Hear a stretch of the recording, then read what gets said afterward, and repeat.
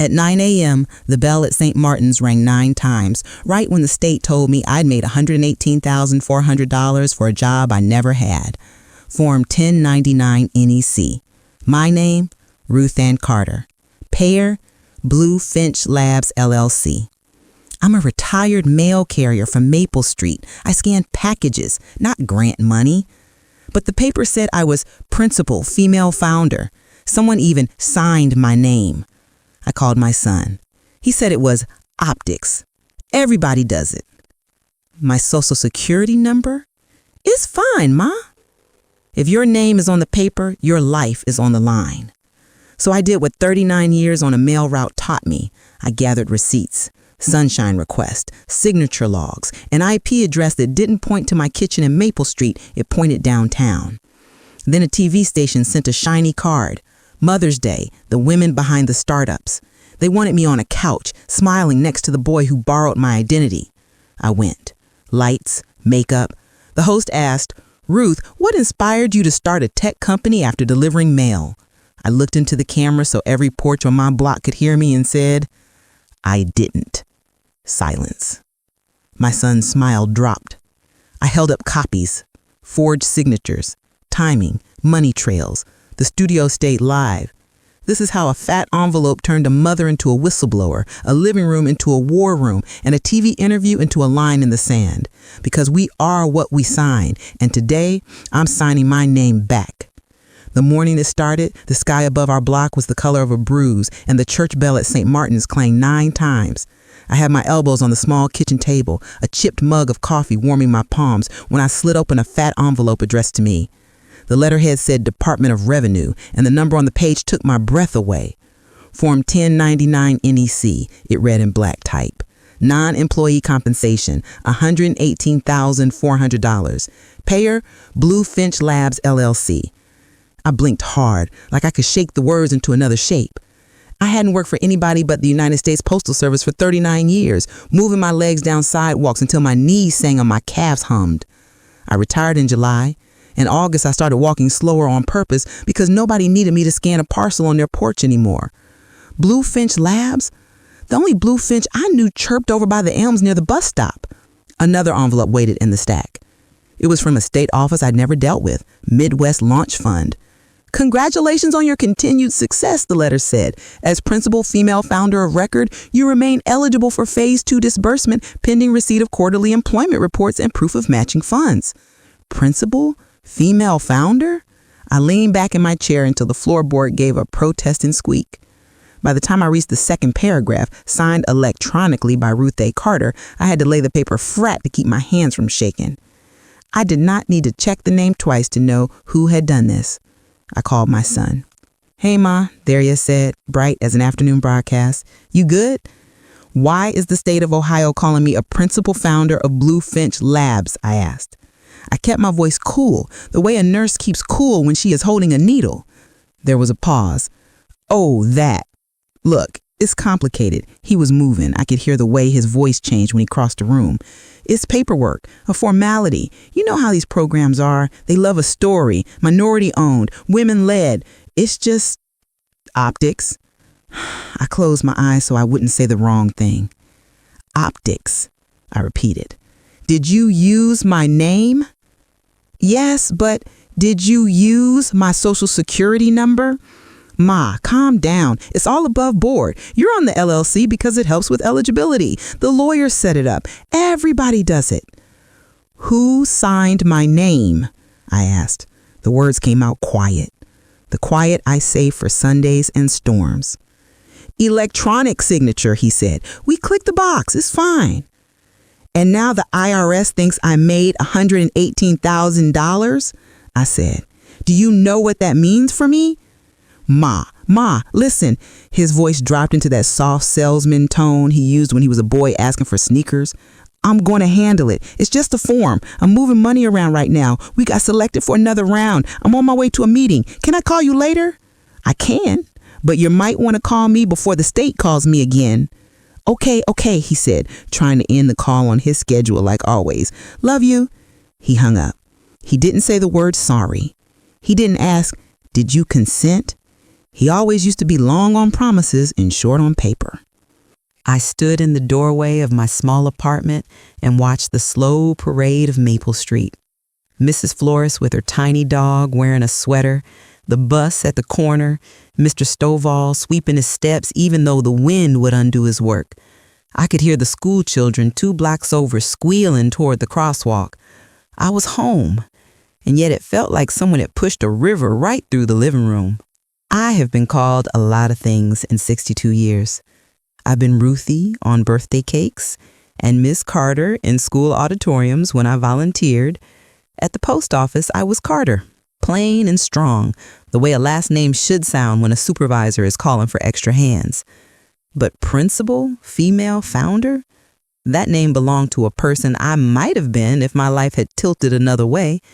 If I hadn't had a baby at 28, if my husband hadn't died on a Tuesday while the sirens took their time, if I had been the kind of woman who saw closed doors as a dare instead of a sentence. I remember Darius as a boy, sitting on the rug with a half-assembled radio in his lap and all his focus bent like light through glass. He tore things apart to learn how they worked. I used to hide broken toasters in the hall closet so he could take them to pieces for fun. "Look, Ma," he'd say, handing me a coil of copper like it was treasure. "This is how the toast rises." Back then, I believed if I loved him hard enough and kept walking, we'd arrive somewhere nobody could take from us. I was wrong, because sometimes the ones who take from the person who loves them best. That's the first letter I wrote to myself that week, before everything got loud. Dear Ruth, you think dignity is a thing you keep on the top shelf until you need it. It isn't. It's a daily habit, like making your bed. I folded that letter and slid it into a bright envelope I'd saved from a birthday card, and I wrote my own name on the front and put it on the mantle. I needed to look at my name and remember it was mine. Bluefinch Labs had a website. It took me 3 tries to type the URL right because my hands didn't want to connect his world to mine. A banner floated across the top of the screen that said, "Helping stores without cashiers feel human." Photos, white walls, glass, smiling 20-somethings in hoodies with clean sneakers. They had a press page. An article from a local tech blog had Darius's face in it, my baby boy's face, made of angles, floating above a sentence with my name in it. Bluefinch, a woman-led, minority-owned startup founded by Ruth Carter and her son, is building retail intelligence for the Midwest. I pressed my finger on his face on my screen like a fool, as if I could reach through and pinch his ear. I'm not ashamed to say I cried that morning, not because of money. Lord knows I lived my whole life counting coupons in the cereal aisle. I cried because someone had put my name on the story I didn't write. I pulled on my coat and walked down Maple Street. My knees have their own way of telling me the weather, and that day they spelled rain. When I got to St. Martin's, I ducked into the side door and sat in the 3rd pew, where the wood is smooth from years of hands. The stained glass threw colored circles onto my palms. I said the prayer my grandmother taught me, the one that has no words in it, the kind you say by breathing. Reverend Hattie came from the back with a clipboard. "Ruth Ann, you're wearing your old thinking face. Come on, tell me." I told her. I told her about the letters, the grant, the IRS form, the way my son said everyone does it. I thought she'd tell me to forgive him, to wait, to be patient. She did not. 1, we don't let fear walk us. 2, God is not a bystander. 3, gather receipts. Receipts, I asked, even though I knew. She said paper, tapping her clipboard. If your name is on a thing, you get the paper. You don't yell, you don't threaten, you ask for copies, you ask in writing, and you do not go alone. She pointed her pen like a choir director. Call Calvin. Calvin Brooks had been a public defender for 30 years before his heart told him to sit down. On Sundays, he wore bow ties like punctuation. He met me at the city building the next day, walking slow and leaning on his cane like a metronome. At the desk of the Midwest Launch Fund, a young woman with eyelashes like paintbrushes smiled at us. "How can I help you?" "My name is Ruth Ann Carter," I said, steady. I'm listed as a founder on an entity that received disbursements. I'm requesting my file under the Sunshine Law." She blinked once. She didn't say no. She did what we all do when we meet someone's mother in sensible shoes with a file folder under her arm. She sat up straighter. "Let me see what I can do," she said, and disappeared behind a half wall. We sat in metal chairs watching a poster about innovation talk to nobody. 10 minutes later, she came back with a stack of paper. "I can't release bank routing details, but I can give you your application, the updated W-9 and the quarterly reports. And the signature logs," Calvin said, mild as milk. She looked at him like he wasn't supposed to know which words to say. "Yes," she said, "those two." The first page was the grant application. It had my name, my date of birth, my address on Maple Street, my old USPS salary, and a paragraph titled Founder Statement. I read it with a numb kind of awe. "I started this journey with a vision," it said. "As a Black woman from the Midwest who spent decades serving my community as a mail carrier, I know what trust feels like on a doorstep. Bluefinch Labs will bring that same trust into autonomous retail. I am living proof that it's never too late to learn to code, to build, to lead." I had never said those sentences or anything like them. My servant heart wanted to be proud of the woman on the page. My real heart knew she wasn't me. Inside the file was a copy of a driver's license photo that looked like mine, but cleaner around the edges, like someone had pressed the enhance button too many times. There were digital signature logs with timestamps the way a register tape has prices. My name, a signature, a date. The IP address for the signature resolved to an office suite downtown, not Maple Street. I felt the oddest thing then. Relief. Because there it was on paper. It wasn't a storm cloud in my head anymore. It was ink, and ink can be fought with more ink. Calvin tapped the corner of the signature page. "He's sloppier than they think," he murmured. "Sometimes bright boys in new suits forget the law has nothing to do with TikTok." I took the copies home and laid them out across my kitchen table the way my grandmother used to lay out quilt pieces before she started stitching. I brewed tea. I breathed. Then I picked up my phone and called Darius again. He didn't answer. I texted him, "I have copies. We need to talk today." He sent back a thumbs-up emoji. Then nothing. The next morning, a different kind of letter arrived, this one in a cheerful teal envelope, the kind that usually carries a wedding invitation. The return address belonged to WZRK Morning News. Inside, a glossy card. "We'd love to feature Bluefinch Labs in our Mother's Day segment, The Women Behind the Startups. We'll set up a live interview with Ruth and Darius to celebrate and inspire." The card must have been mailed before my boy knew I'd seen the paper. I held that card like a match the wind hadn't reached yet. I should have tore it up. Instead, I put it on the mantel beside the first letter I'd written to myself, and I stood there a long time, looking back and forth between the two envelopes, the quiet one and the shiny one. And I knew which one would get me heard. When Darius finally came around, he did it in person, which is his trick when he's selling something no decent person should buy. He used to come home with fundraiser candy he hadn't sold, charming me with a smile that made room for mercy I didn't have. Standing in my doorway now, he had the same smile at 34, just on a more expensive face. "Ma," he said, stepping in to kiss my cheek like kisses fix forged documents. He smelled like good cologne and coffee and a little panic. "Look, I owe you an apology." "You do," I said. I kept my arms folded so he couldn't hand me flowers. He had the decency not to bring any. "I should have told you I listed you. We just needed to get through some doors. Now we're through. We're hiring. It's working. I was going to make sure you were taken care of." "Taken care of," I repeated. When I was young and poor, people said it like a promise. Now people said it like a leash. He moved into the kitchen because he remembered that's where I listen. He put his hands on the back of a chair the way his father used to do when he had to say something hard. "It's not like I did it to hurt you," he said.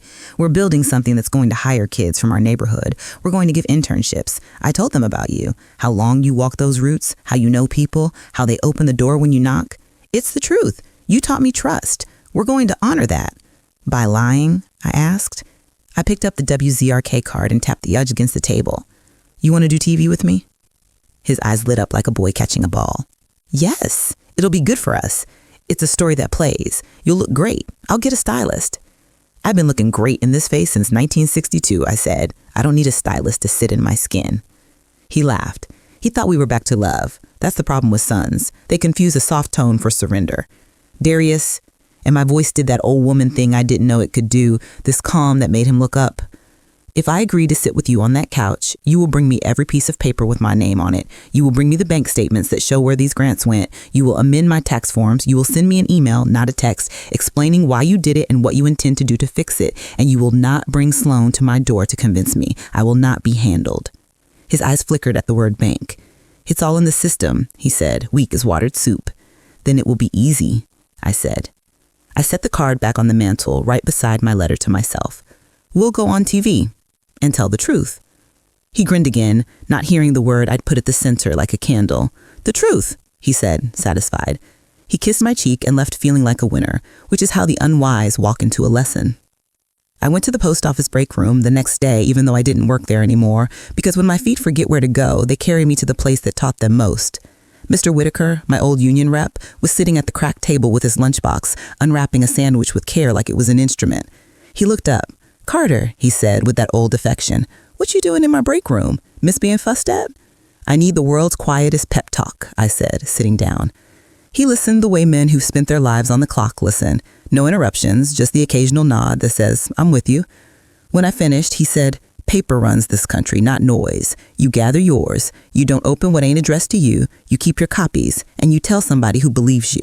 They make money off confusion. You fix confusion with a calendar and a file box." Before I left, he handed me a worn folder with tabs. On the front, he'd written in block letters, "Roots Receipts." Back home, I built a mountain of small order. I made a color code. I wrote dates in the corner of every page in the same neat numbers I used when I logged parcels with my scanner. I opened an email account no one had. I wrote myself a note with a subject line I couldn't ignore. "What I know, day 1. What I knew then fit on one page. What I know now could choke a printer. I agreed to the TV appearance. I prayed. I called Calvin. I said, "Stand by." He said, "I was born standing by." On a Wednesday afternoon, I went downtown. The Bluefinch office had white walls and a swing hanging from the ceiling, the kind of nonsense people use when they want to forget they're working. A girl with pink hair looked up from a laptop that probably cost more than my fridge and said, "Hey, welcome. You must be Ruth. You look amazing. We're so honored. Where's Darius?" She gestured at a room with glass walls where 3 boys in branded hoodies frowned at the screens. Darius looked up, saw me, and came out with a bounce. He hugged me like a politician hugging an undecided voter. Over his shoulder, I could see a whiteboard with words on it, POC CEO narrative, safe harbor, and the letters blurred into a shape that looked like a dare. He showed me around anyway. He raised his hand and the lights changed. He poured me a coffee that tasted expensive and shallow. The girl with pink hair, a communications director named Tools, handed me a packet with talking points about my journey. She put my face on a page above a quote I had never said. I smiled at her and put it in my purse like a gift I'd return. We went to the newsroom together that Friday. The building was colder than a locker room and smelled like hairspray. A woman with a clipboard and a headset ushered us onto a couch under lights so bright I could see the makeup dust on Darius's collar. A camera operator counted down on his fingers. 3, 2, 1. "Good morning," the host said, all teeth and sparkle. "This Sunday is Mother's Day, and we are thrilled to bring you a story that speaks to innovation and family. With us are Ruth Carter and her son Darius, the duo behind Bluefinch Labs, a woman-led, minority-owned startup changing retail. Ruth, Darius, welcome." "Thank you," Darius said, beating me to the first syllable. "We're excited to share." "Ruth," the host said, "what made you decide to start a tech company after a lifetime delivering mail? It's so inspiring." The monitor in the studio showed my face. The woman on the screen had a neat scarf at her neck and a soft sweater that looked like the color of fresh biscuits. She looked calm, the way the ocean looks calm right before a storm. "I didn't," I said. The host blinked. A producer behind the camera raised his eyebrows. Darius turned his head toward me, smile fixed like wet paint that refuses to dry. "I didn't," I said, turning to the camera instead of the host, because I wanted to talk to the people, not the show. "I didn't start a tech company. My son did. He used my name on papers I never saw. He used my story to open a door I didn't agree to walk through." Somewhere off camera, a clipboard hit a hip. The host recovered like a gymnast. We're going to take a break, she said, but the producer waved and shook his head. Live, someone mouthed. We're live. Darius laughed, too high.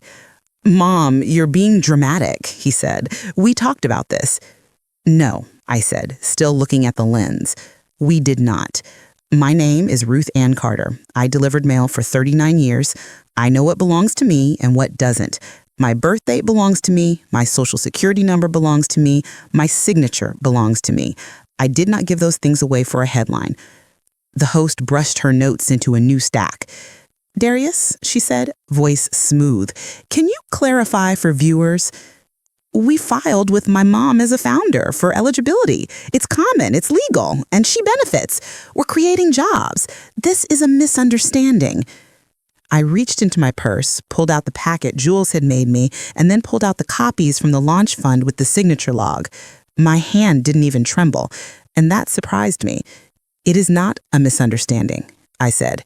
It is forgery, and it is fraud against the people who paid taxes for that grant.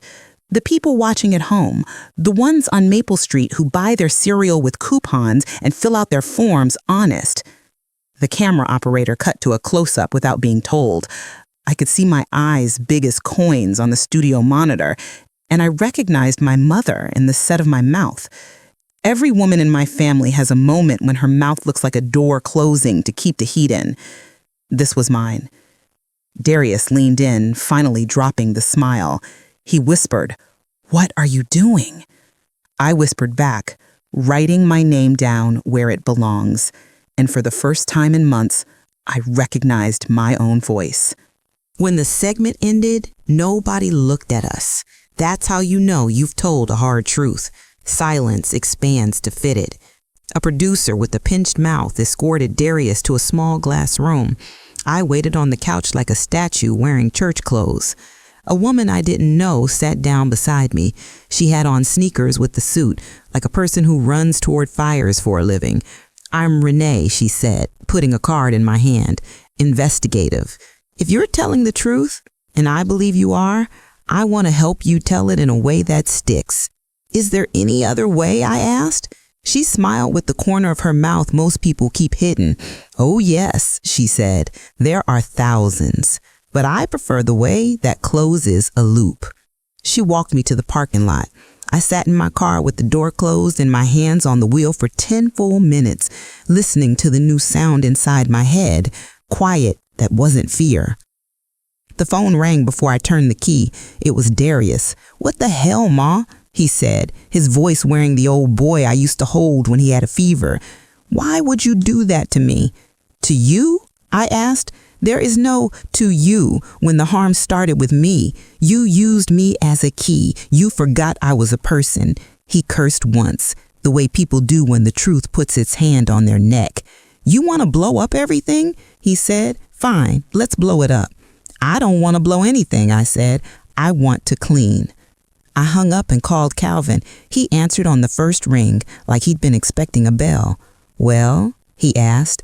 I told the truth on TV, and he laughed like a man who just watched the child he loved take her hands off the handlebars for the first time. In the days that followed, a different kind of mail poured into my life. Emails, messages, notes on my door. Some women from my church told me they'd had their names borrowed by nephews who needed a bank account. A man from my old route, a barber named Leon, said his cousin's boss made him co-founder on paper to get a contract. Everybody whispered the same phrase Darius had used to me. Everybody does it. Everybody believes everybody else is worse, and that makes them feel better. It is the kind of lie that multiplies quietly like mold behind drywall. Renee came to my apartment with a small camera and big energy. She did not wear the false sympathy people use when they want your tears on a timeline. She asked questions clean as a blade. Why did he choose you? What did people not see about him? What do you want to have happen next? I told her about Darius's boyhood, the radios, the toasters, the way he taught himself to code with a library computer between my supper and my night shift. I told her how Sloan, his wife, spoke to me like I was a paper bag she'd already used. I told her I was tired of being a prop in a story that made people clap. "What next?" she asked, pen steady.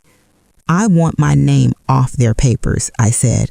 "I want the tax mess cleared. I want the money they took under my name accounted for, and I want the state to stop calling this kind of thing a harmless technicality." "Would you press charges?" she asked. I stared at the corner of the room while I listened to my own heart. "I would press accountability," I said, "whatever name that wears when it walks into court." Renee nodded like she had just marked a cut point in her head. "Who else knows what happened?" she asked. I said, "Whoever sent me this," and handed her a printed email that had come from an anonymous address the night before. It contained a PDF, my driver's license, my signature, my bank details, a pitch deck with photos of me lifted off my Facebook. The subject line said, "You deserve to know." Renee looked at the metadata like she was reading tea leaves. "Someone inside," she murmured, "or someone close enough to smell the meetings from the hallway." 3 days later, an email arrived from another anonymous address. It contained screenshots of a Slack chat, Darius and a colleague named Owen talking about having mom on the paperwork for optics, about the safe harbor of POC CEO, about running the funds through the vendor route, about we'll square it later. It also contained a calendar invite for a Phase 2 verification at the state office the following week. "Do you see it?" Renee asked, bouncing on her heels when she read the date. "I do," I said.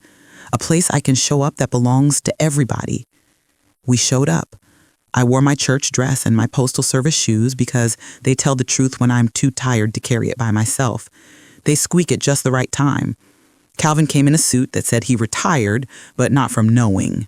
Renee brought a cameraman with a quiet face. In a conference room that looked like it had never seen a woman's laughter, the program manager from Midwest Launch Fund welcomed Darius and Owen with a handshake and a sheet of questions. She looked at me and blinked twice, surprised to see an old tree drop a branch. "Miss Carter," she said, not hiding her curiosity. "I'm here to observe and to be available," I said. "I'm on paper, after all." Darius's mouth tightened at the edges. Owen's eyes scanned the room like exits were something he collected. The manager began her script. "Let's confirm principles," she said. "Bluefinch Labs was awarded Phase 1 funding in the amount of $250,000. Principal founder of record, Ruth Ann Carter. Secondary founder, Darius Carter. Third founder, Owen Lee. Is that correct?" "No," I said. The room held its breath. The manager looked at me, then at Darius, then at the little red light on the camera because Renee hadn't asked for permission to record and we hadn't said we would not. "Miss Carter," the manager prompted. "I didn't sign those papers," I said. "My name was used without my consent. My identity was used to qualify for funds. I'm requesting that you begin an investigation into grant fraud and remove my name." The manager sat back like a dealer saving his last card. She said, "We'll pause. We will need to consult counsel." "Good," Calvin said politely, and handed her a letter he had prepared on his old letterhead, the ink dock as if it was still drying.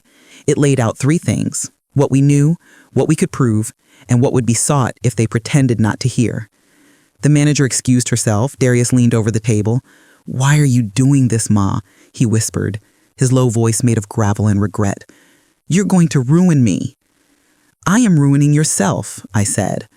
"I'm moving my name out of the way so the ruin hits you alone." He looked like a man watching a sermon he thought was for someone else until the preacher said his name clear. We waited in a silence that tasted like the air before a thunderclap. When the manager returned, she had 2 people with her, an attorney and a man whose badge read Office of Inspector General. The room changed temperature the way a church changes when the pallbearers enter. "We're going to adjourn this meeting," the attorney said. "Bluefinch Labs will receive a hold on further disbursements. We will require affidavits from all listed principals. Miss Carter, we appreciate you bringing this to our attention. We take these matters seriously." Renee's cameraman didn't smile. He just made an imperceptible shift that told me we had gotten something worth air. We went home and waited for the kind of knock you don't want, but that tells you the country still functions. It came for Darius in the form of certified mail. He signed for it. I know because he sent me a picture like proof counts for something when your mother doesn't clap. That night, Sloan called me. Her voice has 2 settings, sugar and steam, and she chose steam. "You really couldn't handle us having something," she asked, making us sound like a club I never applied to join. "You couldn't just be proud and sit in a chair and smile?" I could, I said, but I learned that chairs with no arms are the kind you fall out of when someone bumps a table. This is why Darius doesn't tell you things, she hissed. This is why Darius doesn't know the difference between a gift and a theft, I said. She hung up. Sometimes that's all the closure you get with people who insisted they were a prize. The weeks that followed did not belong to me. They belonged to process, investigation, paper chasing paper. Renee's story aired with my face on the screen and my name below it like a caption on my life. Postal worker turns whistleblower. Some folks said I was a hero. Some said I was a traitor. A lady at the grocery store told me I ruined my son with my pride. A man near the produce squeezed my arm and whispered, "Thank you," like the word was contraband. The state called me to give a statement. I sat in a room that smelled faintly of coffee and old carpet, while a polite man asked me to repeat the same 9 facts 12 different ways. Calvin sat beside me, eyes half closed, listening for traps. There weren't any. The truth was enough. Darius caught less. When he did, it was short and defensive. Once he came by the house without calling, knocking the way people do when they want to push past you on the threshold. I opened the door and stepped into the frame. "I'll make it right," he said, eyes rimmed red. "Just tell them you signed the early forms. We'll say you forgot. You're getting older. It happens. They'll let us pay a fine and move on." I'm not old enough to forget my name, and I'm not young enough to confuse fear with wisdom. Go home, Darius. He stared at me like he didn't recognize the woman whose hands used to smooth his hair. "Who are you?" he asked, and that was the first honest thing he had said to me in months. "Your mother," I said, "just not the virgin you can bend." He did a small thing with his mouth that broke my heart, a little twist like a boy trying not to cry. He shoved his hands in his pockets and went down the steps. It's a terrible thing to watch your child walk away from the truth and toward a cliff you cannot pull him back from. It's worse to know you built his legs with your own and you still have to let him go. The state filed charges, fraud, forgery, that by deception. The amounts weren't as big as the movies make them, but they were big enough to put steel into the air of the courtroom. The prosecutor named the grants, the dates, the forged signatures. He said my name like he was walking over a stepping stone in a creek, a place to put his foot before taking the next step. The defense attorney spun a story about misunderstandings and informal family consent and overly complex compliance. It was like watching someone knit fog into a scarf and ask the judge to wear it. They subpoenaed me. I stood in the witness box and held the Bible like a familiar envelope. I said my name, my age, my job. I could feel the courtroom watching the way people watch a person carry something fragile across a busy room. "Miss Carter," the prosecutor said, "did you ever sign any documents to act as founder of Bluefinch Labs?" "No," I said. "Did you ever authorize anyone to sign on your behalf?" "No." "Were you aware of any funds being dispersed under your name?" "I was not." "Why did you go on television?" he asked. I let that question sit in the air until it got uncomfortable. Because paper in a file can be buried, but a voice someone's grandmother hears while she's making her grits will not be buried. I needed people to know you can say no with your whole chest and the world will not end. The defense stood and asked me whether I had ever given Darius my driver's license for safekeeping, whether I ever said I supported his dreams, whether I understood technology well enough to know I wasn't mistaken. I answered each question like I was sorting flats, one after the other, the stack going down.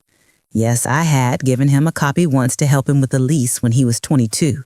Yes, I supported his dreams. Yes, I understood enough about technology to know the difference between clicking "I agree" and someone doing it for you.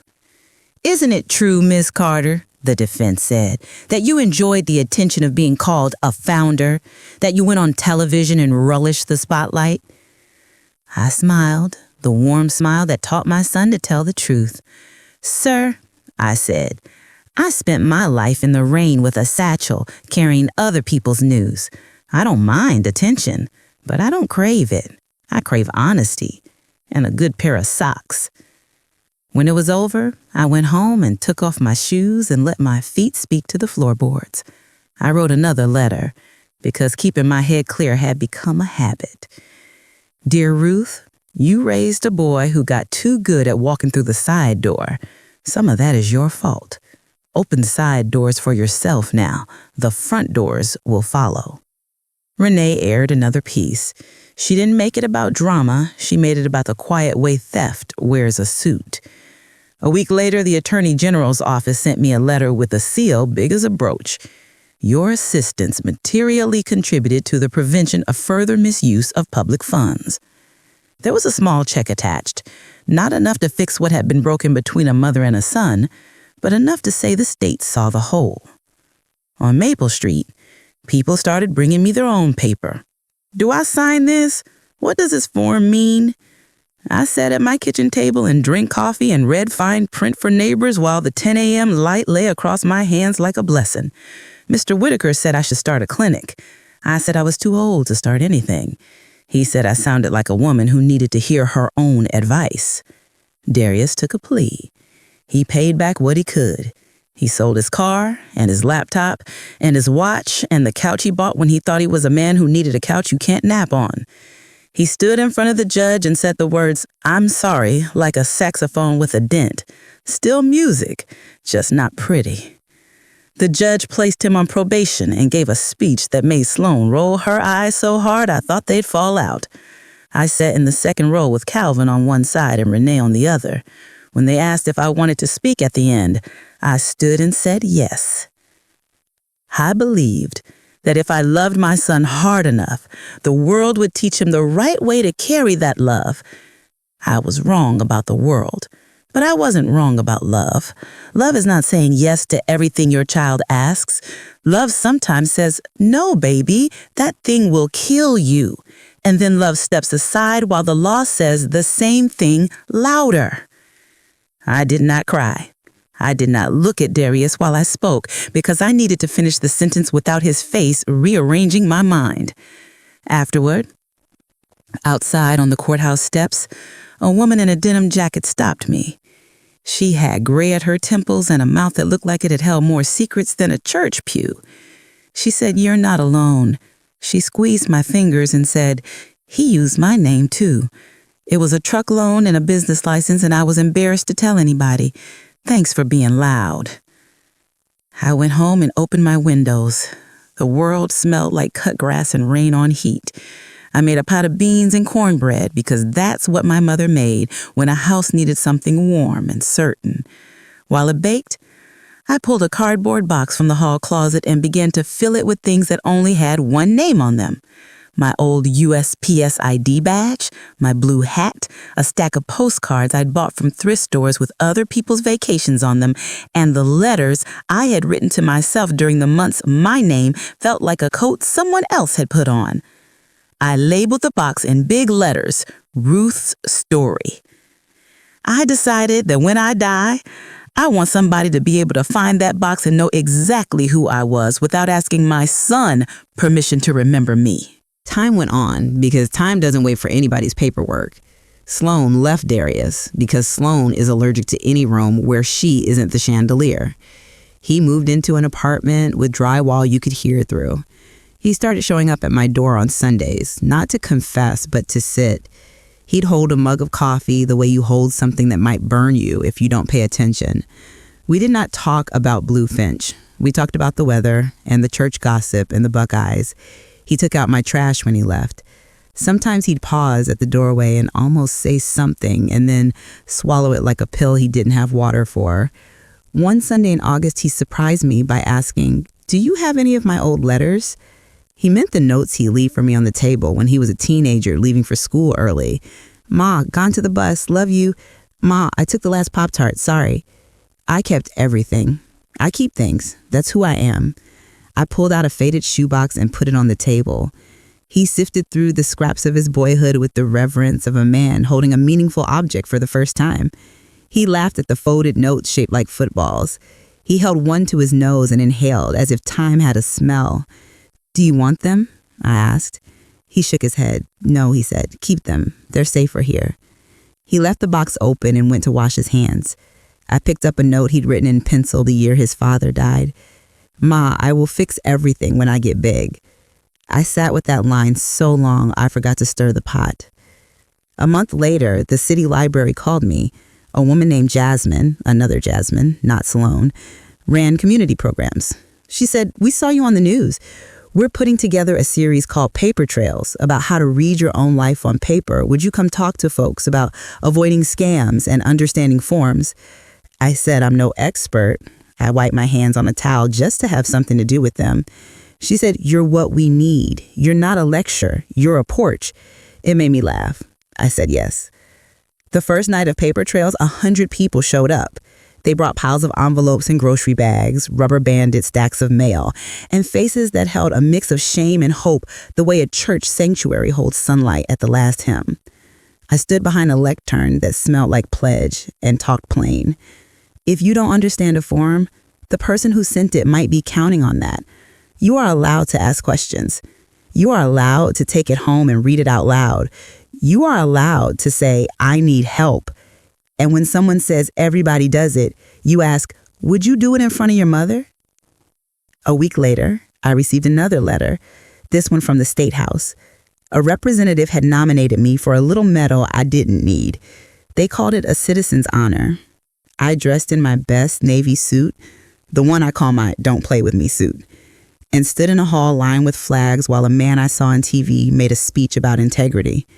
He pinned the medal on me, and I thought about the Postal Service motto we all recite, and how it's not exactly our motto, but it's near enough. Neither snow, nor rain, nor heat, nor gloom of night. What it should say is, we keep showing up. Sometimes I would walk my old route early in the morning before the new carrier started. I didn't carry a satchel. I carried a pen and paper. I'd sit on the bench at the corner of Maple and 3rd and write letters to people who would never read them. Dear girl on the porch swing, you are allowed to keep your keys in your own pocket. Dear Mrs. Flores with the little dog, you don't have to defend your kindness. It stands and it holds. Dear boy with the radio, you can love wires and code and still tell the truth. Genius is not an alibi. I wrote a letter to myself for the day I knew would come, the day Darius would ask me what forgiveness looks like on paper. Dear Ruth, forgiveness is a receipt. It lists what was owed, what was paid, and who signed. It is not a blank check. It is not a store credit in a shop that keeps closing on you. It is a document that says we are square on these items, and it leaves the rest in God's hands. Darius came by on a Tuesday and sat at the table like he had learned something about the way wood remembers elbows. He held a folded piece of paper in his hands until his knuckles looked like they wanted to speak. I got a job, he said. IT at a hospital. They know about everything. They asked. I told them. They still hired me. Good, I said. I meant it. I meant it the way a person means an open window in a room that's been shut too long. I'm sorry, he said. He didn't look at me when he said it. He looked at his hands. It sounded better this time, like he put the word in his mouth and held it there until it dissolved properly. I know, I said. He unfolded the paper. It was a check. $2,000. I can't fix it, he said, voice tight. But I can start paying back what the mess cost you. The tax guy, the fillings I missed, the food you didn't buy because you were saving for paperwork. I wanted to tell him to keep it. I wanted to tell him it was insult money, too small to matter against a wall this tall. Instead, I accepted it. To refuse would be to pretend I didn't bleed. I put it in an envelope and wrote repair on the front in my neat mail carrier's hand. I put it on the mantle beside the other bright envelope with my name. We ate dinner that night like two old friends who had been on opposite sides of a river and finally found a bridge that wouldn't wobble under their feet. He told me about his cases, people who didn't know their passwords, doctors who said the computer ate it, nurses who kept the hospital alive. He told me about classes he wanted to take. He did not tell me about the boy with the radio because we both remembered and there was no need to say it. Months passed like beads on a chain, steady, counted, shiny when the light hit them. The Bluefinch office emptied out. Jules posted that she was on to the next adventure. Owen left town. Darius's name swam around the internet attached to words that would follow him for a long time. Sometimes I wanted to go on mine and wipe the slate clean for him with my mother's spit and thumb. Instead, I sat on my porch and watered my geraniums, the red ones that bloom even when the soil forgets it is summer. The library series grew. Renee did a follow-up and put the camera on the people who came to my kitchen with their papers. She made me look like a person with purpose instead of a cautionary tale. At the end of the piece, she asked, if you could write a letter to the woman you were at your kitchen table the day the first envelope came, what would you say? I looked right at the lens because I knew my people were on the other side of it, the ones with letters on their tables and not enough air in their lungs. I'd say this, I said, we are what we sign. Don't sign away your name because someone who loves you says it will help them breathe. If they can't breathe without your name, they'll learn. If they won't learn, love them from the porch. You can love from the porch. The porch is still love. I smiled then, not the polite smile that makes TV feel friendly, but the real one. The one my granddaughter, Nyla, puts on my face when she runs across the grass and jumps like she still weighs nothing. Nyla asked me once, "Grandma, why do you still carry letters if you don't work for the post office?" I told her, because some letters don't need stamps, baby. They just need ears. When I tell this story now, the part people always lean forward for is the moment on TV. They want the click, the flash, the drama. But the truth is, the story didn't start when the cameras turned on, and it didn't end when the judge took off his glasses and told my son he'd have to live under a shorter leash for a while. The story started the day my name meant more to me than my fear. It goes on every time I pick up a piece of paper, read it out loud and say, "No, this is not my story," or "Yes, this is mine." I still keep the box labeled Ruth's Story in my hall closet. I add to it sometimes. A program from the day I got that little medal, a receipt from the first time I bought something expensive for no reason, perfume I wear on Tuesdays to remind myself my life isn't only Sundays and chores, a photograph of me standing outside WZRK after they invited me back to do a segment on reading your medical bills. The host hugged me after and whispered, "My auntie," that used her name too, and I felt the wild sorrow of being right about a thing nobody wants to say out loud. People ask me if I forgave Darius. Forgiveness to me is not a river. It's a series of small wells. You walk from one to the next when you get thirsty. Some days I drink deep and call him and ask if he's eaten. Some days I stand at the edge and say, "Not today." And that is a kind of love too. One evening, under a sky so pink it looked like someone had poured sorbet over the roof lines, Darius came by with Nyla. She's 10 and made of elbows and opinions. She ran up my steps and into my arms like I was the finish line of a race nobody else could see. "Grandma," she said, handing me a folded piece of notebook paper, "we had to write letters to our future selves. I wrote one to you instead." I unfolded it, in pencil, with the earnest certainty of a child who has not yet learned how to hedge. She had written, "Dear Grandma, I want to be like you when I'm old. I want to know what's mine and keep it. I want to help people read. Love, Nyla." I put that letter in the box right away. I think when I die, they'll find that letter and they'll understand everything I tried to do that didn't fit on a grant form. Before Darius and Nyla left that night, he stood at the sink and washed the cups without being asked. He dried them with the towel my sister embroidered in 1989. The house sounded like it used to sound when a man washed dishes and the radio mumbled baseball scores and a child fell asleep on the couch with her face in the couch crease. He turned to me and said, "I'm not that man I was, Ma." "I know, but we'll see who you become." He nodded. He didn't ask for anything.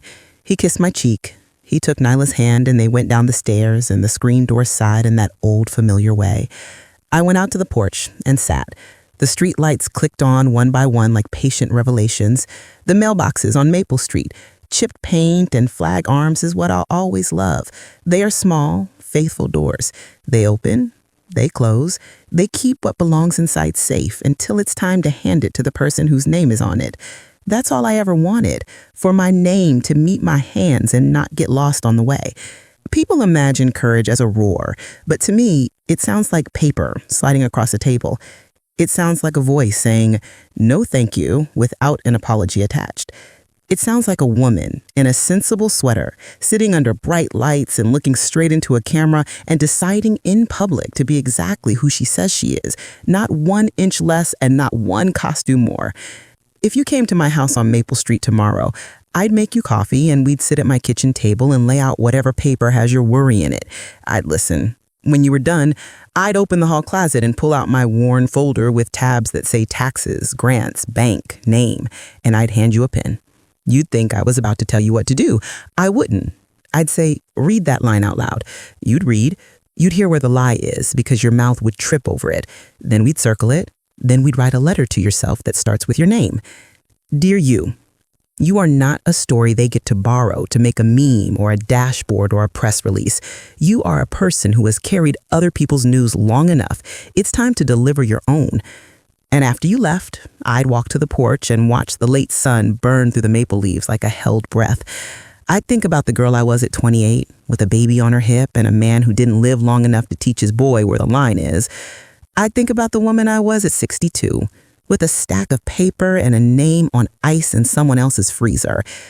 I'd think about the woman I am right now, writing letters in the house I pay for with my pension and my pride, building a stack of receipts that prove I lived the way my grandmother told me to live. Gentle hands, firm yes, firm no, and a light on the porch in case someone needs to come home. I sleep fine now, not because everything is fixed. It isn't. Not because the world got kinder. It didn't. I sleep fine because I know what belongs to me and what doesn't, and I know how to say it where people can hear. That is my story from Maple Street, told without a tag or a curtain, voice steady, hands open, papers in order. If you came to my house on Maple Street tomorrow, I'd make you coffee and we'd sit at my kitchen table and lay out whatever paper has your worry in it. I'd listen. When you were done, I'd open the hall closet and pull out my worn folder with tabs that say taxes, grants, bank, name, and I'd hand you a pen. You'd think I was about to tell you what to do. I wouldn't. I'd say, read that line out loud. You'd read. You'd hear where the lie is because your mouth would trip over it. Then we'd circle it. Then we'd write a letter to yourself that starts with your name. Dear you, you are not a story they get to borrow to make a meme or a dashboard or a press release. You are a person who has carried other people's news long enough. It's time to deliver your own. And after you left, I'd walk to the porch and watch the late sun burn through the maple leaves like a held breath. I'd think about the girl I was at 28, with a baby on her hip and a man who didn't live long enough to teach his boy where the line is. I'd think about the woman I was at 62, with a stack of paper and a name on ice in someone else's freezer. I'd think about the woman I am right now, writing letters in the house I pay for with my pension and my pride, building a stack of receipts that prove I lived the way my grandmother told me to live. Gentle hands, firm yes, firm no, and a light on the porch in case someone needs to come home. I sleep fine now. Not because everything is fixed. It isn't. Not because the world got kinder. It didn't. I sleep fine because I know what belongs to me and what doesn't, and I know how to say it where people can hear. That is my story from Maple Street, told without a tag or a curtain, voice steady, hands open, papers in order. If you came to my house on Maple Street tomorrow, I'd make you coffee and we'd sit at my kitchen table and lay out whatever paper has your worry in it. I'd listen. When you were done, I'd open the hall closet and pull out my worn folder with tabs that say taxes, grants, bank, name, and I'd hand you a pen. You'd think I was about to tell you what to do. I wouldn't. I'd say, read that line out loud, and you'd read, and you'd hear where the lie is, because your mouth would trip over it, and then we'd circle it. Then we'd write a letter to yourself that starts with your name. And when the mail truck rounds the corner and the carrier waves, I will wave back, because I know how heavy a bag can get and how light a hand can feel when it finally sets the right letters down in the right place.